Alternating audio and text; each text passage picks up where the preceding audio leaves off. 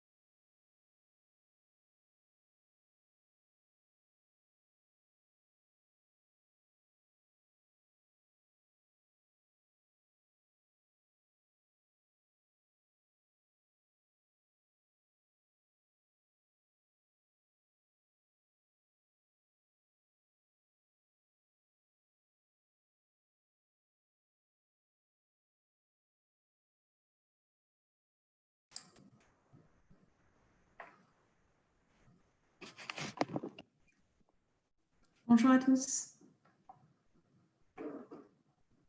Bonjour Emeline.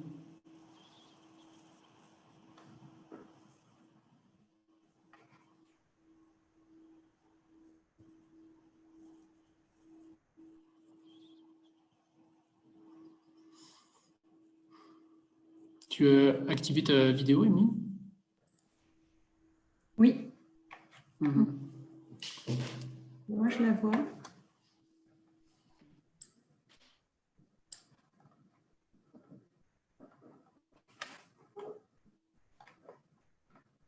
Oui. C'est juste que quand il y a le partage d'écran, apparemment. Donc on a 18 participants qui sont déjà connectés. 5 minutes de l'heure.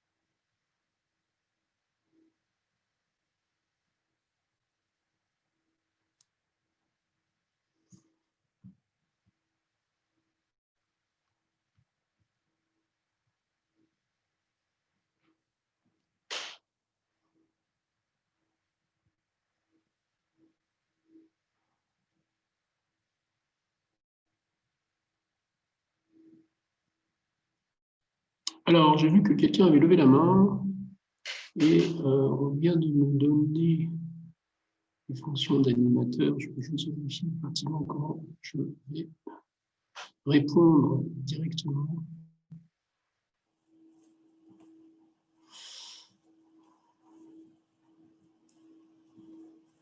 Oui, monsieur de Bouvier, vous avez levé la main.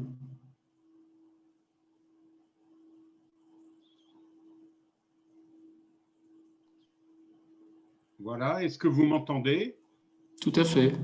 Voilà.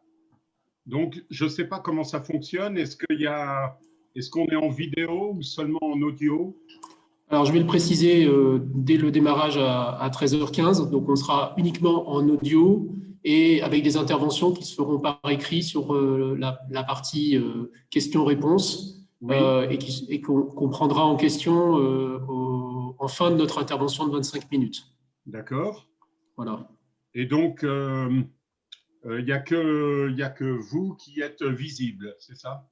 Absolument, sauf exception particulière pour présenter des points spécifiques, mais a priori, c'est ça l'idée pour des raisons de débit. Ma collègue travaille en Tunisie, moi je travaille à la montagne. Enfin, on a tous des réseaux qui font qu'on évite de saturer avec la vidéo, et même nous-mêmes, on va désactiver nos vidéos le temps de faire la présentation.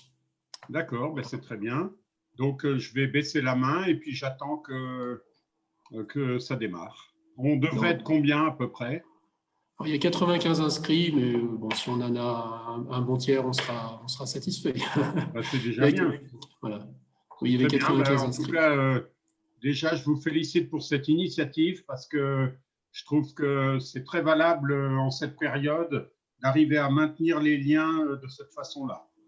Merci beaucoup, monsieur. Très bien.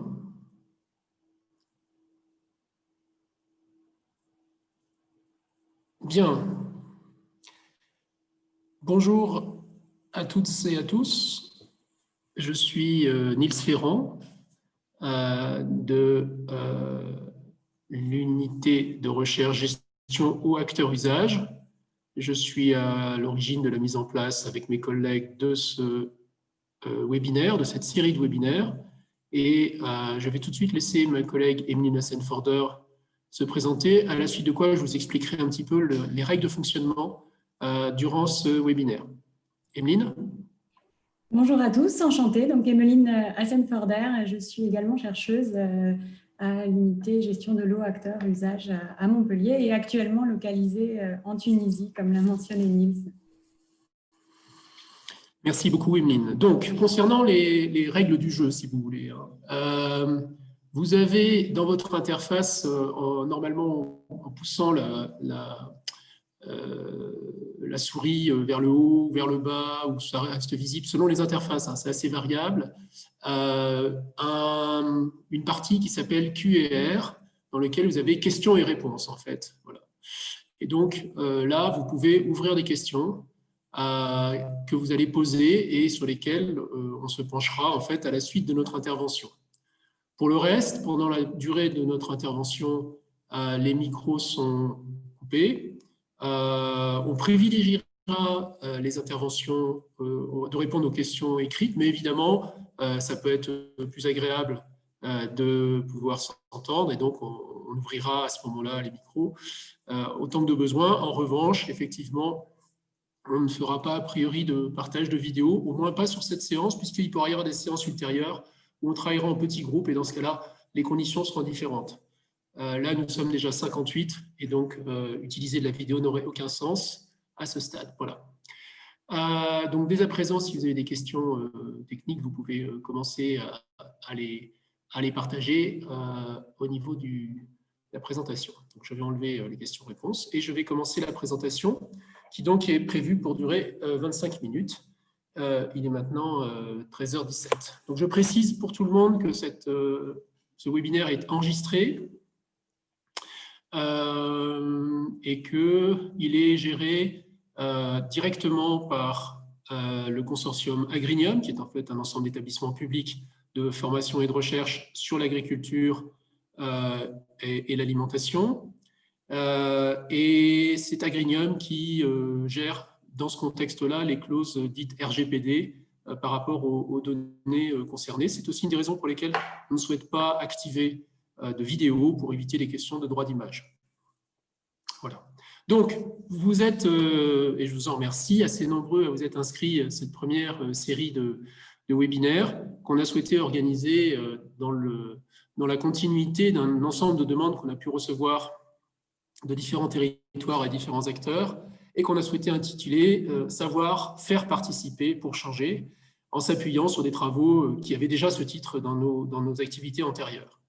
Alors, je vais juste dire un mot très rapidement pour commencer sur, si j'arrive, voilà, sur qui intervient et dans quel contexte on intervient. Donc, en fait, comme on vous l'a dit au départ, on appartient à une unité de recherche, ce qu'on appelle une unité mixte. Ça veut dire qu'elle a plusieurs établissements qui la pilotent. Donc, il y a l'INRAE, qui était avant pour ce qui me concerne IRSTEA, ou l'INRA, c'est la fusion, le CIRAD, l'IRD, l'Institut de recherche pour le développement, Supagro, AgroParisTech, le BRGM. Donc, on a un ensemble de ce qu'on appelle les tutelles dans cette unité de recherche, qui est localisée principalement à Montpellier, avec des gens à l'international, comme c'est le cas d'Emeline actuellement en Tunisie.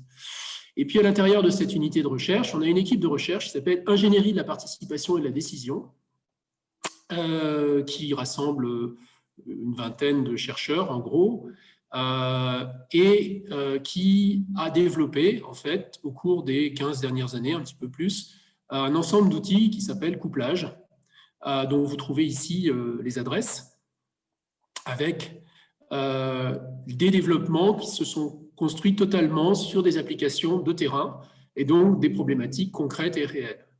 Donc voilà l'origine de cette proposition, et vous allez voir plus spécifiquement quel type de méthodologie, quel type de contexte on vous propose de partager au travers de ces webinaires. Il y aura d'autres intervenants au cours de ces sessions à partir des grands réseaux ou d'un certain nombre de partenaires proches.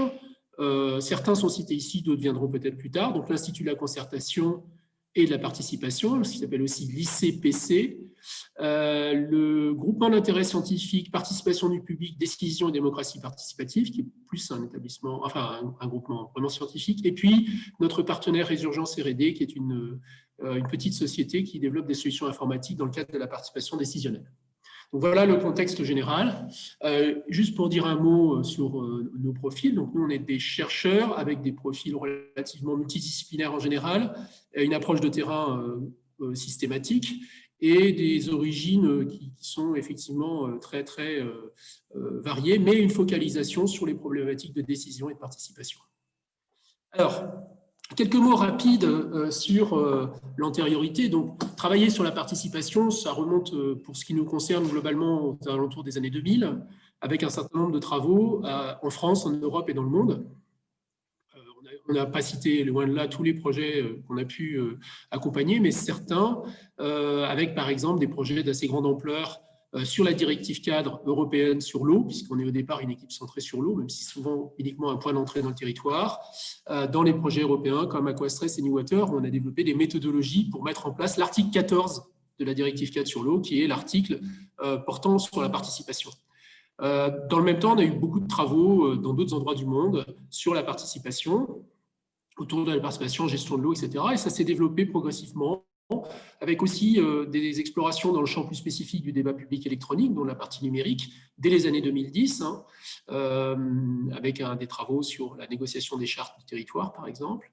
Et puis, plus récemment, un travail important qui se termine juste maintenant avec l'Agence de l'eau Rhône-Méditerranée-Corse sur la participation citoyenne, qui a donné lieu à des rapports dont on vous dira quelques mots, des projets européens, par exemple SPER, et puis des choses qui sont maintenant en activité directement, à savoir un projet sur le littoral occitanie, qui est ce qu'on appelle un PIA, territoire innovant de grande ambition, un grand projet en Tunisie auquel Emeline participe largement, qui porte sur l'adaptation au changement climatique, et un projet assez équivalent au Brésil. On a par ailleurs des choses en Nouvelle-Calédonie, etc. Voilà. Donc, voilà la première partie. Alors, quelques éléments de définition, parce que vous allez le voir, et on aura l'occasion de revenir sur les définitions en chemin. Il y a un problème de polysémie, voire d'ambiguïté souvent dans les termes, et d'ailleurs, beaucoup d'acteurs en jouent de cette polysémie. Premier élément de définition, c'est justement la notion d'acteur ou de partie prenante. Alors pour ceux qui travaillent dans les mondes anglophones, ce qu'on appelle le stakeholders, ce sont de façon globale les personnes qui sont, ou les organisations qui sont effectivement affectées ou qui peuvent affecter un processus de décision. Alors ça peut être des structures collectives, ça peut être des individus selon les cas. Évidemment, face à ça, avec ces acteurs un peu intermédiaires, et il y a toujours cette ambiguïté dans le mot acteur, de savoir par exemple si les citoyens sont ou pas présents parmi les acteurs. Donc nous, le plus souvent, quand on va parler des acteurs, on va inclure les citoyens, parce qu'on considère que les citoyens, à tous les niveaux, sont effectivement acteurs de fait des dispositifs et des enjeux locaux. Donc, c'est la définition formelle, les personnes qui participent en tant qu'eux-mêmes et non pas en tant que représentants de quelqu'un d'autre et qui portent leurs propres intérêts dans l'histoire. Alors, à l'intérieur de ça, on va prendre juste 2 mots ici. Bon, il y en a beaucoup dans ce domaine. On pourrait faire un long lexique. Et d'ailleurs, il existe un long lexique qui est celui que vous avez en bas ici, d'Icopart. Mais on va prendre participation et concertation. Alors, je vais commencer par concertation. En fait, la définition qu'on vous propose, si celle correspond à une réalité observée concrètement, c'est que le plus souvent, la concertation, c'est une participation intermédiaire avec uniquement des parties prenantes. Une petite coquille, excusez-nous. Des parties prenantes et des acteurs représentants. Et en fait, on ne retrouve pas forcément les citoyens, on est plutôt dans des schémas où on va chercher à limiter l'extension et l'inclusion de la participation. La participation, en revanche, c'est tout ce qui va concerner l'engagement absolument délibéré, volontariste de personnes dans des débats, des travaux, des décisions, des réalisations dont elles sont en général absentes. Donc, il y a une question en fait de pouvoir. Pouvoir participer, pouvoir donner son avis, pouvoir décider, pouvoir agir. La participation renvoie de façon très claire à des questions de pouvoir. Et il y a beaucoup de domaines, on va le voir, où la participation est évoquée, où finalement cette notion de pouvoir n'est pas réellement transférée et dans des conditions qui ne sont pas toujours évidentes à discuter. Et d'ailleurs, ça pose des problèmes de coordination qui sont assez fondamentaux, de confiance entre les parties prenantes, les citoyens dans les dispositifs. Alors, quel est l'objectif de ces webinaires dans ce contexte-là? Eh bien, l'objectif, il est dans les mots que vous avez dans le titre, c'est-à-dire savoir faire participer pour changer. Alors, avec ce petit jeu sur le faire entre parenthèses, parce que c'est savoir participer pour changer, donc il y a un enjeu d'apprentissage de n'importe qui en tant que participant ou participante dans un dispositif. Et n'importe qui n'est pas, a priori, tout à fait prêt en fait, à vraiment participer de façon, disons, constructive et durable. Et d'autre part, évidemment, l'enjeu, il est aussi de faire participer les autres et de pouvoir être en position de mettre en place des dispositifs de participation et l'ensemble ayant pour vocation de changer. C'est-à-dire que s'il n'y a pas de changement en jeu, ça ne nous intéresse pas pour ce qui nous concerne. Et aussi, ça va être évidemment beaucoup moins impactant et on va être sur des formes de participation relativement faibles. Donc, ce sont des webinaires qui sont ouverts à tous. Ça, c'est un choix qu'on a fait. Ouvert à tous, ça veut dire tout type de participants. Que vous soyez professionnel, citoyen ou étudiant, etc. C'est ouvert à vous pour une première approche d'un certain nombre de questions et de concepts. On n'est pas les premiers à faire ça, il y a eu d'autres choses. Vous verrez qu'on a une approche particulière et que c'est un petit peu ça aussi qu'on cherche à défendre. Et donc, on va essayer de répondre à vos questions sur tout ce qui est conception et pilotage de processus. Et puis, aller vers ces enjeux de changement. Alors, je vais donner la parole à Emeline pour la suite de la présentation. Merci Niels. Alors j'ai un petit décalage sur le PowerPoint, donc je ne vois pas les diapositives tout de suite. Mais donc l'objectif là dans ce premier webinaire, c'est donc déjà d'aborder les grands thèmes de la participation. Donc on va rentrer dans le détail de tous ces différents éléments au cours des webinaires qui suivront. Et donc, pour commencer, pour vous donner un aperçu d'un paysage des pratiques participatives, vous imaginez bien que les pratiques participatives sont extrêmement nombreuses. En tant que citoyen, j'imagine que vous avez été sollicité à plusieurs reprises pour participer soit à des participations plutôt associatives, soit à des participations plus institutionnelles comme le plan local d'urbanisme à l'endroit où vous résidez ou d'autres types de politiques publiques.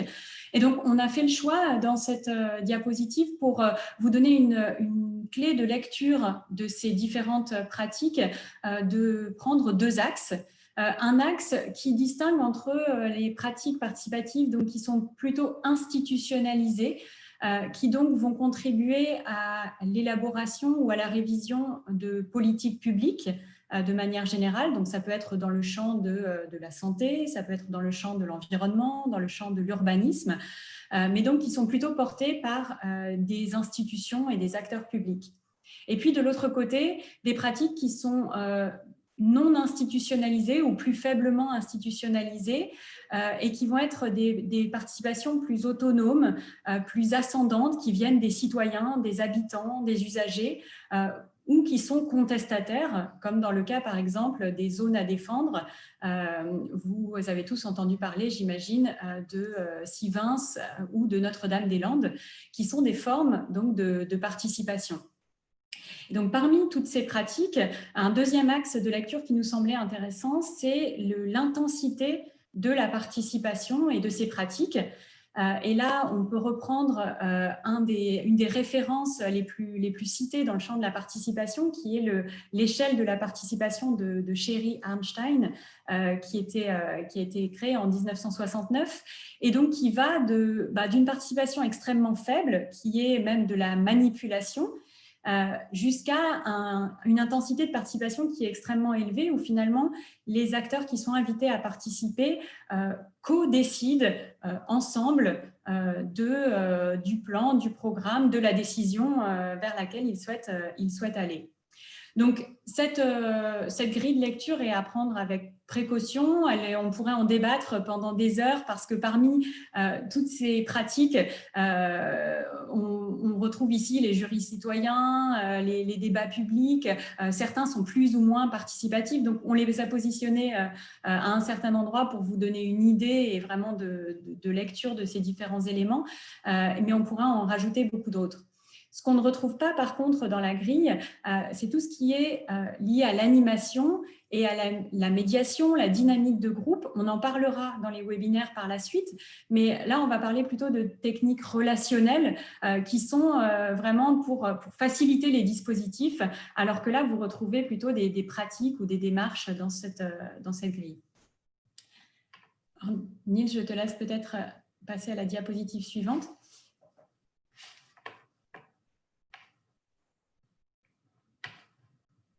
Je ne vois plus le diaporama. Est-ce que vous le voyez?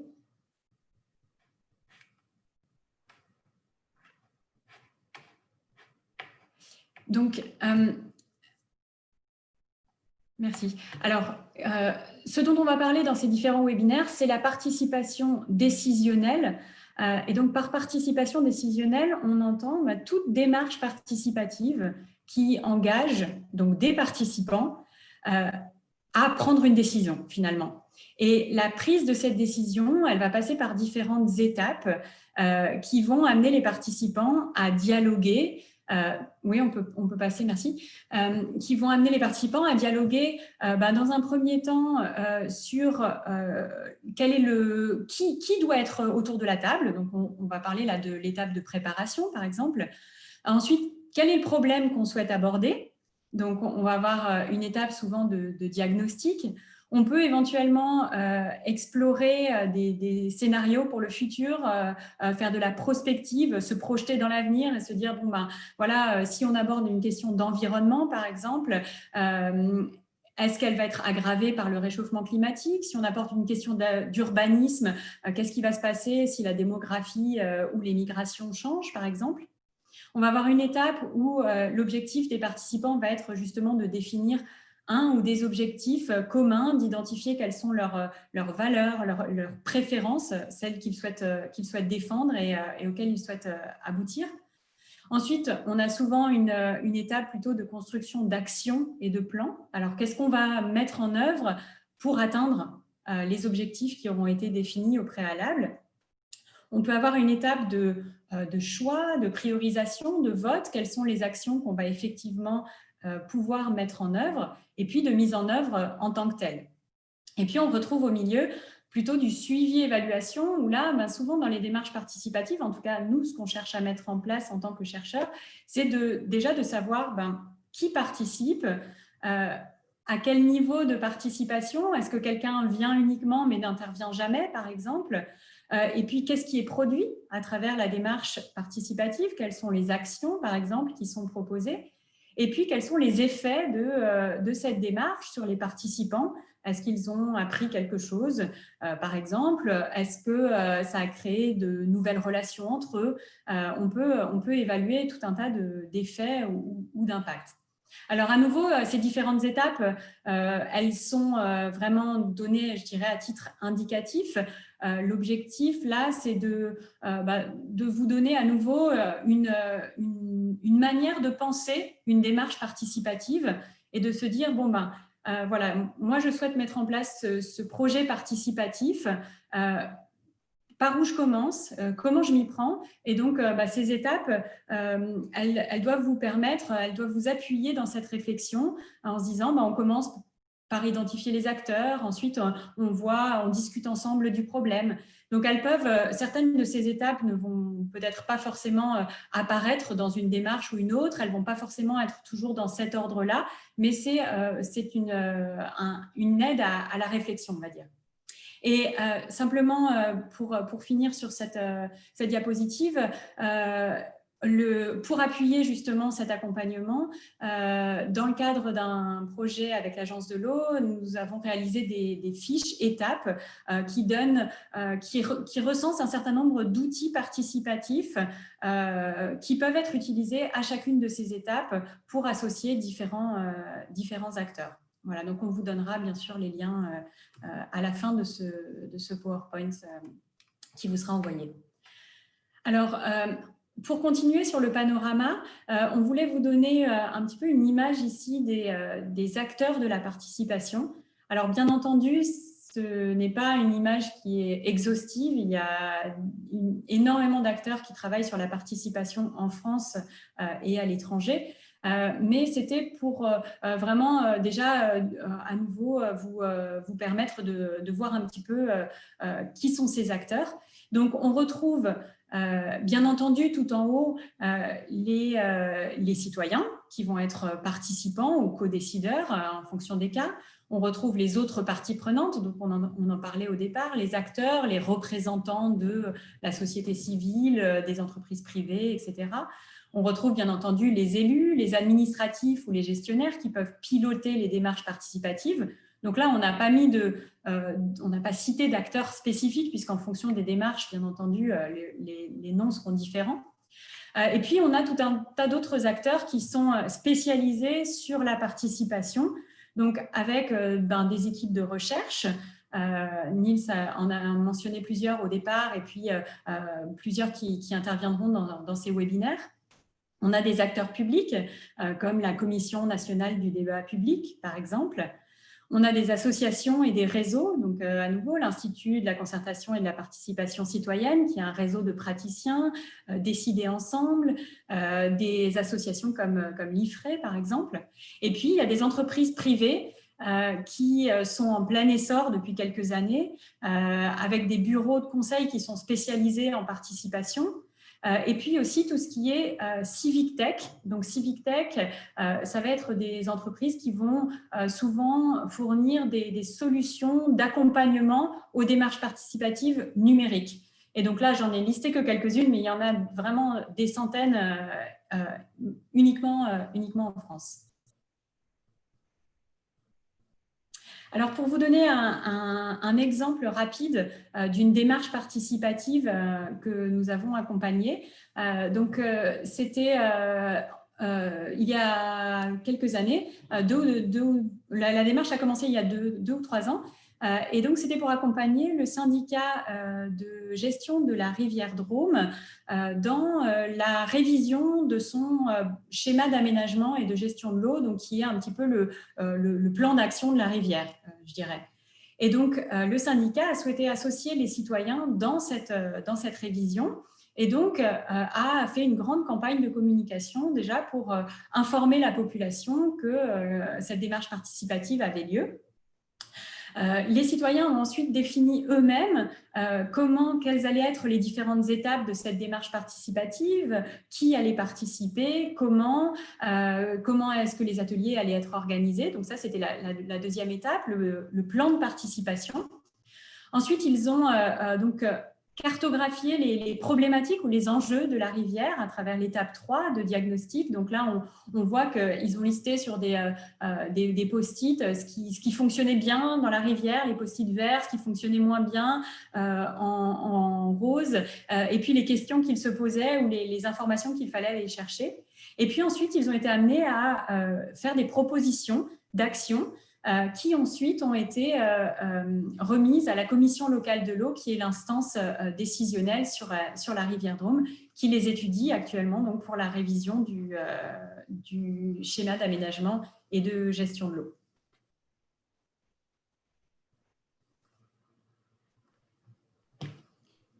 Alors, je vais compléter dans les quelques minutes qui nous restent pour essayer de tenir le timing, simplement en donnant un peu de retour justement sur qui vous êtes, puisque vous avez eu la gentillesse, enfin, au moins quand on a fait à peu près le traitement, entre-temps il y a eu quelques nouvelles, mais de répondre effectivement à ce questionnaire qu'on va continuer à traiter. Donc c'est la première analyse par rapport à là où on en était, et finalement, qui participe effectivement à ce webinaire. Donc, on a eu 83 réponses. On a mis que les catégories principales à chaque fois pour simplifier un petit peu la lisibilité. Alors évidemment, le choix de dire qu'on était citoyen n'était pas exclusif des autres, ce qui est tout à fait normal. Moi-même, j'aurais tendance à dire que je suis chercheur et citoyen, et aussi d'ailleurs animateur associatif par ailleurs.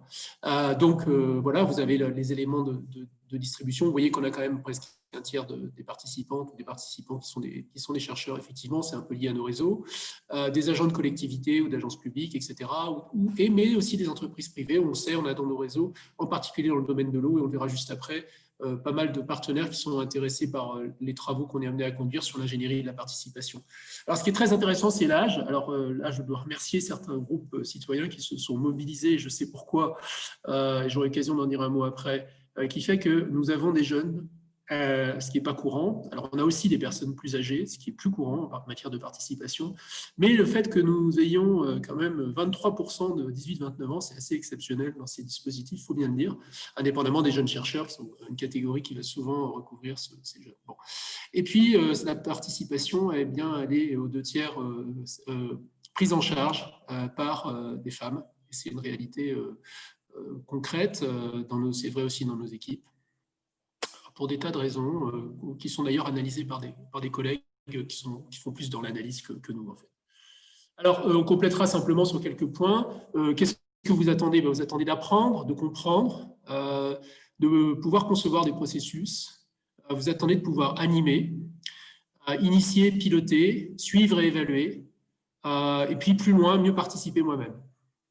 Donc, vous êtes plutôt quand même sur des positions de pilotage, de conception, etc. Alors, ça nous amènera probablement dans la suite de ces webinaires, si vous nous faites le plaisir de continuer à être avec nous, à mettre peut-être quelques sessions un peu plus participatives précisément, puisque c'est des sessions courtes, 25 minutes. On ne peut pas vraiment faire du participatif, même en particulier en numérique, en 25 minutes. Mais enfin, on aura l'occasion d'en discuter pour ceux qui veulent, ça peut être des options en plus. Alors, les domaines prioritaires, on avait proposé un certain nombre de choses, donc forcément, ça oriente vos réponses. Les transitions et l'adaptation, qui sont quand même, je dirais, des enjeux forts, et puis en plus, qui sont quand même, on va dire aussi à la mode. Il y a beaucoup d'enjeux sur les territoires en transition. Vous connaissez les CTE, les contrats de transition, etc. Adaptation au changement climatique. Les questions de démocratie, bon, elles sont importantes aujourd'hui. On a beaucoup d'échos à beaucoup de niveaux par rapport au contexte sur les libertés en particulier.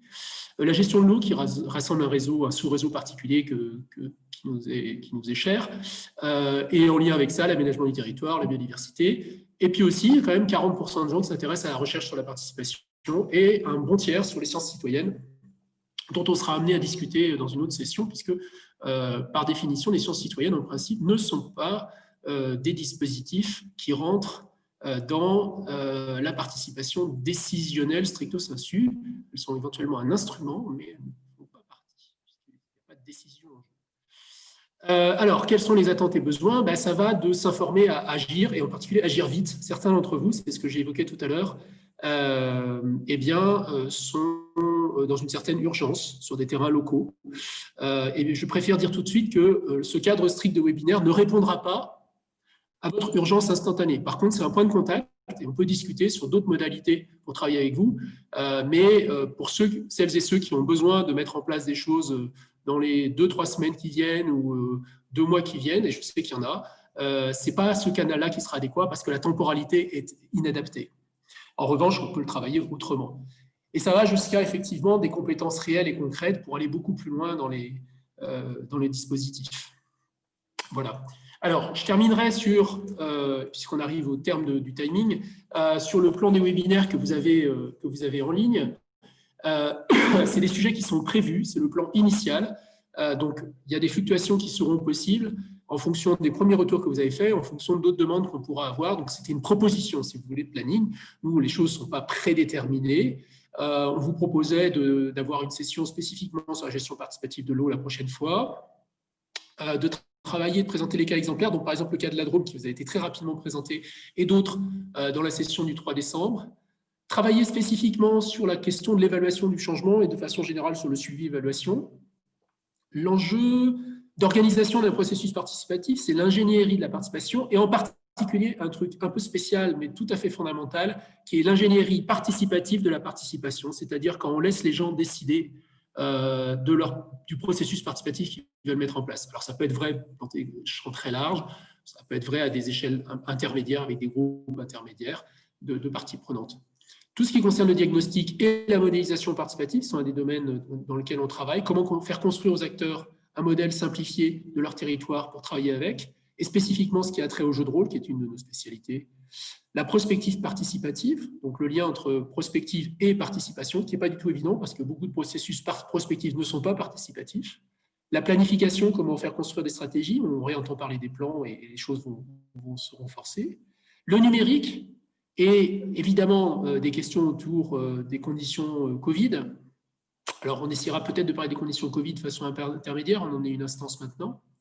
Et puis, plus loin, nous irons sur la recherche, les professionnels, donc une analyse un peu claire pour vous permettre aussi, pour ceux qui sont en relation avec des professionnels de la participation, d'évaluer finalement les compétences. Il y a largement plus de 1000 professionnels de la participation identifiés dans le monde privé en France. Donc, ça fait beaucoup de monde. La participation ailleurs dans le monde, qui est un domaine qu'on connaît bien, parce qu'on est une activité internationale. Et puis enfin, former par et sur la participation, c'est tout ce qui a lieu avec la formation. Alors, je vous indique par ailleurs qu'on dispose pour les méthodologies générales d'un MOOC qui est hébergé aussi par Agrignam, qui s'appelle Terreau & Co, et pour lequel vous trouvez des informations et un webinaire de présentation en fait sur cette adresse mooc.whatagame.info, Whatagame étant une de nos plateformes. Faites attention, il n'y a pas de H, c'est de TA. Voilà. Et donc, j'en ai terminé. Il y a énormément de sources et de documents sur la participation. Vous en avez certains qui ont été produits par nous, d'autres par d'autres sources, etc. Et donc, vous pouvez trouver énormément d'accès à des guides, des protocoles, des compendiums de méthodes, etc. Bon, les Participédia et Participation Compass sont en anglais, les autres sont en français. C'est des documents très extensifs qui ont été produits par différents collègues.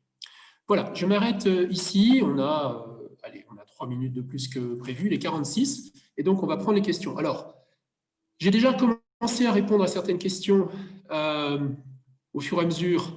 Donc, je vous propose de continuer. J'ai répondu par écrit. Maintenant, je vais répondre oralement. Enfin, nous allons répondre oralement avec Emeline. Alors, Alors, l'exemple de la Drôme, travaux en 2016-2018 et analyse en cours fin 2020, question des temporalités. Alors, je ne suis pas absolument sûr. Ah, alors je peux peut-être répondre à celle-ci. Vas-y, réponds, Emeline. À celle-ci. Par la suite. Non, si j'ai dit analyse en cours, je m'en excuse. Sur la Drôme, en fait. Emeline, on ne t'entend plus. Emeline ? Oui. On ne t'entendait plus. D'accord. Au total, la démarche participative a duré 2 ans. C'était une démarche participative qui était, je dirais, relativement longue, effectivement, d'un certain point de vue, mais justement, l'objectif avait été là aussi de préparer, faire l'ingénierie de la démarche avec les participants eux-mêmes. Et donc, les citoyens ont vraiment pris part à toutes les étapes de la démarche et c'était un choix du syndicat aussi de porter une démarche qui serait relativement longue et qui était par ailleurs appuyée par un projet de recherche européen. Donc, bien entendu, toutes les démarches participatives ne durent pas 2 ans et l'objectif de notre propos n'est pas non plus de dire que ça doit absolument être le plus long possible et faire participer le plus de monde possible. À la fois la temporalité de la démarche et le nombre de participants doivent être adaptés aux contraintes, au calendrier de chaque démarche propre. Mais effectivement, on y reviendra plus spécifiquement dans la partie ingénierie de la participation notamment. Merci Emeline. Alors la question suivante. Pourrions-nous avoir la liste des participants ou voir dans l'onglet participants de Zoom SVP? Non, vous ne pouvez pas car on ne vous a pas demandé d'autoriser cette diffusion. Donc on ne peut pas prendre la liberté de le faire. En revanche, toute personne qui souhaiterait mutuellement être connue des autres participants peut nous le faire savoir et à ce moment-là, on va constituer une liste d'interdiffusion. Mais pour le reste, non, puisque vous n'en avez pas donné l'autorisation. On ne vous l'a pas demandé au demeurant. Question suivante de Laurence Prévosto. Est-ce qu'à INRAE, votre initiative a été portée à la connaissance de la direction Sciences Ouvertes, et en particulier de l'équipe Sciences en Société qui propose des accompagnements pour la mise en place de processus participatifs? Alors, on a des relations très anciennes avec Christophe Roturier, la direction des Sciences Ouvertes de l'INRAE, mais il faut avoir en tête, et ça va être important dans la suite, que l'historique classique Sciences Ouvertes s'appuie sur des démarches scientifiques analytiques classiques et relativement peu sur des processus de recherche-intervention visant à l'appui au changement au sens décisionnel. Ça veut dire quoi? Ça veut dire, c'est un peu compliqué, mais ça veut dire qu'en pratique, nos collègues, en particulier des sciences ouvertes, font des travaux scientifiques qui ont leur propre guidage, si on veut, de façon principale. Et par ailleurs, il y a un enjeu d'ouverture de cette science et de mise à disposition dans par exemple, des dispositifs d'expertise, etc. Donc ça, c'est une approche particulière qui est relativement différente de celle qu'on est amené à conduire, dans lesquelles on produit en accompagnement des processus réels qu'on ne fait qu'accompagner, ce n'est pas nous qui en sommes les moteurs, qui nous servent de substrat pour de l'expérimentation. Et cette expérimentation, elle a valeur aussi bien pour les acteurs, les gens, les participants, que finalement pour nous en tant que scientifiques. Ça, c'est un premier point. Et l'autre point, c'est que l'historique de la direction de la science ouverte, la DIPSO comme elle s'appelle, c'est beaucoup construit autour des sciences citoyennes et de la recherche-action participative, dont la finalité, c'est la production de connaissances. Alors, on a une présentation assez détaillée qui permet de mieux comprendre cette articulation. Donc, c'est très complémentaire, mais on n'est pas strictement dans le même domaine. En revanche, pour ce qui concerne répondre à des demandes d'urgence en matière de participation ou d'ingénierie de la participation, eh bien, en fait, ça relève davantage de la direction de l'appui aux politiques publiques, puisque c'est un enjeu d'appui aux politiques publiques, plus exactement d'appui à l'action publique. L'action publique pouvant être plus ou moins participative, bien entendu. Voilà. Oui, j'ai fini de répondre. Alors, excusez-moi, il faut que je domestique Alors, question suivante de Sophie Audidière. Alors, je vais aller un peu long. Je m'interroge sur la notion de changement et l'usage que vous en faites. Par exemple, sur la source de la demande. Dans votre pratique, est-ce que la demande de changement vient toujours des commanditaires de la démarche participative? On peut avoir des acteurs qui ne souhaitent pas de changement. Je demande aussi quelle extension vous donnez à la notion de changement, une simple balance dans un rapport de force ou l'intégration d'un nouveau point de vue, femmes dans l'urbanisme. Est-ce un changement? Enfin, pardon, êtes-vous sollicité pour accompagner le changement? Je pense au déferlement numérique dans l'enseignement supérieur, etc. etc. Emeline, peut-être tu veux répondre? Alors, pardon, j'ai des problèmes de connexion, donc je n'ai pas entendu toute la question, donc je te laisse… D'accord, ok. Alors, je vais répondre. Concernant la notion de changement, bon, on a effectivement dans nos interventions, le plus souvent, d'une façon ou d'une autre, une commande quelque part qui peut être institutionnelle le plus souvent, complètement exogène parfois quand c'est des processus d'intervention, par exemple en Afrique. Exogène, ça veut dire venant de l'extérieur, pardon. Mais on ne préjuge pas du tout de la typologie de changement qui est en jeu. Le seul changement finalement sur lesquels là, pour le coup, on arrive un peu avec des préjugés, si on veut, sur le changement, c'est sur la participation elle-même. C'est-à-dire qu'on est quand même, notre boulot consiste quand même à porter de la participation dans des formes nouvelles. Bon, on va voir si ça marche ou si ça ne marche pas. Comme on est des chercheurs, ça peut arriver aussi, et c'est normal que les choses ne fonctionnent pas et on en fait l'évaluation. Par contre, ça veut dire que, Emeline parlait tout à l'heure de suivi-évaluation, c'est absolument central que dès le départ des processus, on engage les acteurs eux-mêmes dans une réflexion sur quel changement ils souhaitent, et en particulier, quel changement social ils veulent voir advenir, et ils ne sont pas du tout obligés d'être d'accord là-dessus, c'est bien clair qu'il y a une diversité de perspectives, mais que par contre, ils ont besoin d'être capables de suivre en chemin ces dispositifs de changement tels qu'ils vont se dérouler. C'est pour ça que le suivi-évaluation devient quelque chose de très important au cœur de la participation, avec des difficultés, parce que la participation, c'est souvent considéré déjà comme une espèce de tâche en plus, une lourdeur complémentaire. Et là, dire que le suivi-évaluation en rajoute une couche. Alors en fait, nous, on travaille pour essayer d'avoir des dispositifs participatifs qui permettent d'insérer l'évaluation dans la participation elle-même, ce qu'on appelle de la participation endo-évaluative. Et évidemment, c'est un enjeu important. C'est indissociable, la notion de suivi-évaluation et la notion de changement, à partir du moment où on laisse aux acteurs la maîtrise des enjeux de changement. Alors évidemment, l'éthique ou la déontologie, c'est-à-dire le regard réflexif sur nos pratiques, est très important aussi parce que ça permet de savoir dans quel espace on se situe. La question de l'inclusion des femmes est une question procédurale. Elle est une question aussi sociale et politique, bien sûr, mais elle se matérialise de façon procédurale, mais elle se matérialise aussi de façon concrète sur les thématiques qui sont abordées, parce que les thématiques elles-mêmes peuvent être genrées, etc. C'est des questions successives. Là, je continue. Une nouvelle question de Laurence Prévosto.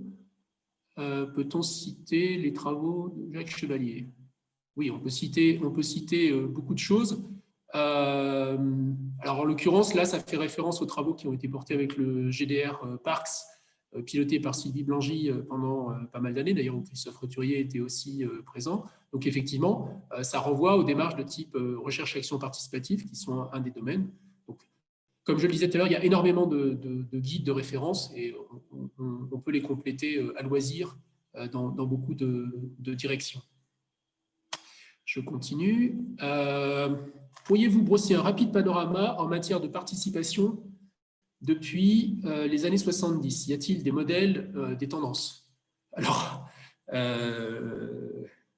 oui, on peut. En fait, la réponse, évidemment, est on pourrait, mais on ne va pas le faire maintenant. En plus, ce qui est intéressant, évidemment, en matière de participation, c'est de regarder l'international. C'est-à-dire qu'on peut regarder le contexte français, avec des paradoxes. Il faut savoir qu'une grande partie des dispositifs participatifs ont été conçus dans les années 40. Et puis, les questions se sont posées évidemment avec des soubassements politiques importants. Je précise dès maintenant que nous ne sommes pas des politistes. En partie, nous ne sommes pas des analystes. On a une position assez particulière de ce point de vue-là. Donc, oui, on pourrait. Alors, ça veut dire que c'est un sujet qu'on peut envisager, c'est l'histoire de l'évolution.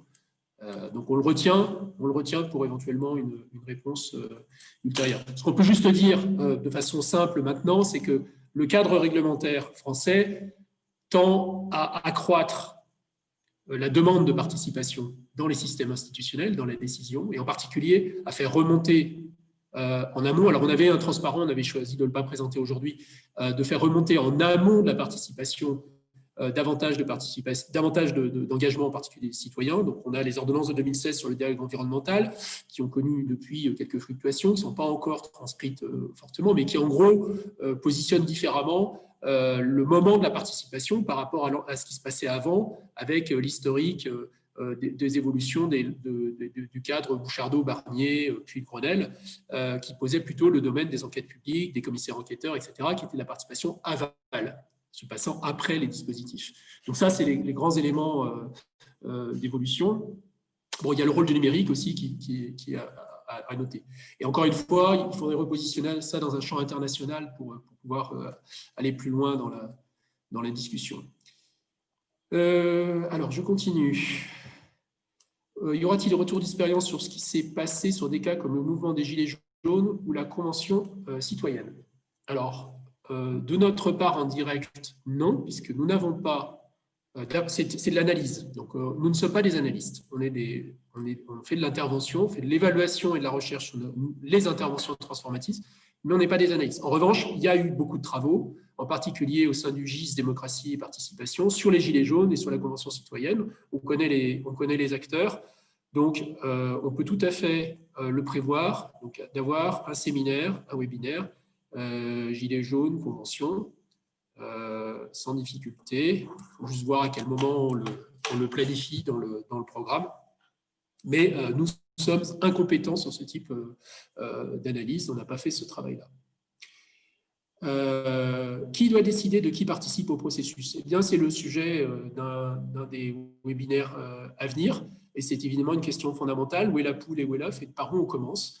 Dès lors qu'on envisage d'ouvrir la réflexion sur la forme de participation, ben, qui est ce on?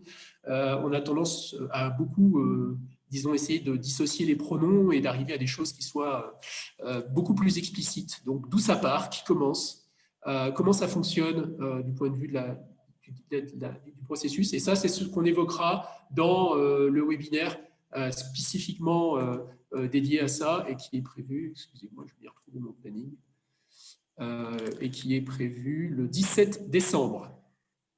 Voilà. Ça, c'est fait.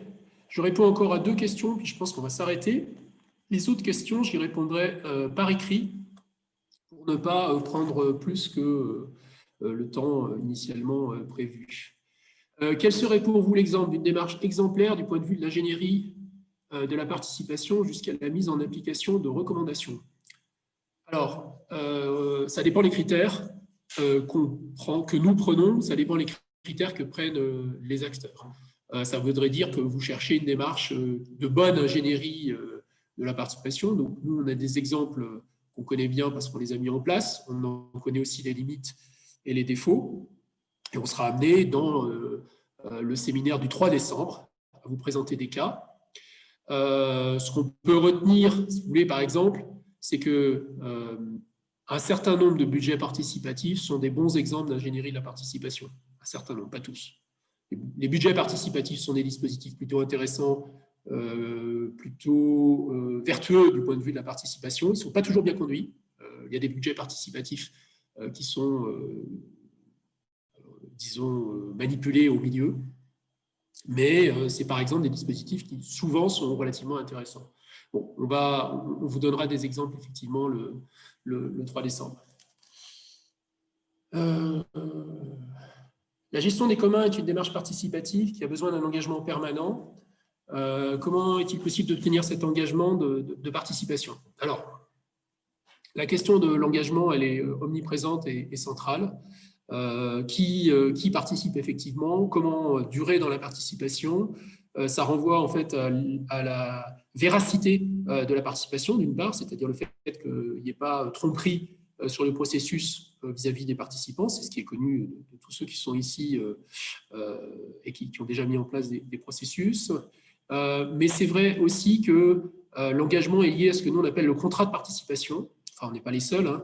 Mais ça veut dire que pour qu'un engagement soit durable, tenable et qu'il soit efficient, il doit y avoir des règles. Et ces règles doivent être éventuellement co-construites aussi. Alors, dans le cadre des ordonnances de 2016 sur le dialogue environnemental, il y a eu un travail important qui a été porté par une équipe du CGDD sur les chartes de participation. Bon, les chartes de participation ne résolvent pas tout. Il y a aussi les garants qui ont été mis en place, qui accompagnent les dispositifs, mais ils ne sont pas présents partout, et qui donnent en tout cas des cadres.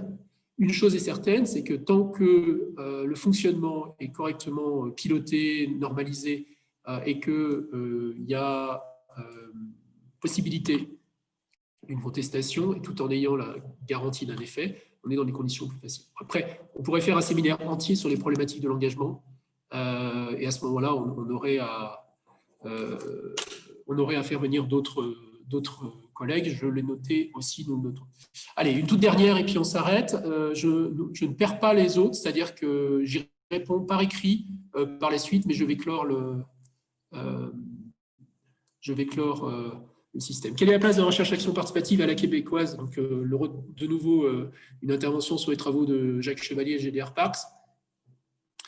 Alors, dans les dispositifs qui sont portés par Jacques Chevalier, qui ont été largement portés au niveau des formations assurées dans le cadre du GDR Parks, donc effectivement, l'ensemble de toute la démarche a systématiquement toujours appuyé sur les travaux et les méthodologies de Jacques Chevalier. Alors, ce n'est pas un référentiel qu'on utilise. Nous, on utilise un référentiel décisionnel qui est plus proche du cadre administratif français, qui permet aussi de réinscrire les citoyens dans le cadre administratif français.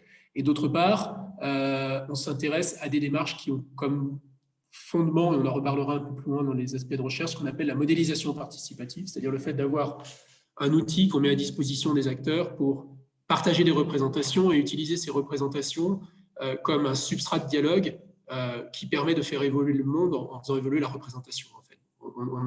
On en reparlera à l'occasion. Voilà. Donc, je vais arrêter là. Alors, je vous avoue que techniquement, je ne veux pas perdre les questions. Il y en a beaucoup. Déjà, je vais les copier pour commencer. Et puis, je vais m'efforcer d'y répondre. Enfin, on va s'efforcer d'y répondre en tapant les réponses, mais nous allons clore formellement la session maintenant. Et je vous remercie toutes et tous pour votre participation. Donc, les questions qui sont posées, nous y répondrons dans le cadre. Donc, je vais les recopier. Je vais les mettre sur le site, au même endroit que vous avez l'accès au webinaire. Vous avez une page où vous avez le document de travail. Je l'ai donné tout à l'heure dans les réponses. Et donc, nous mettrons aussi les réponses aux questions qui restent posées. Voilà. Merci beaucoup. À bientôt. Merci à tous.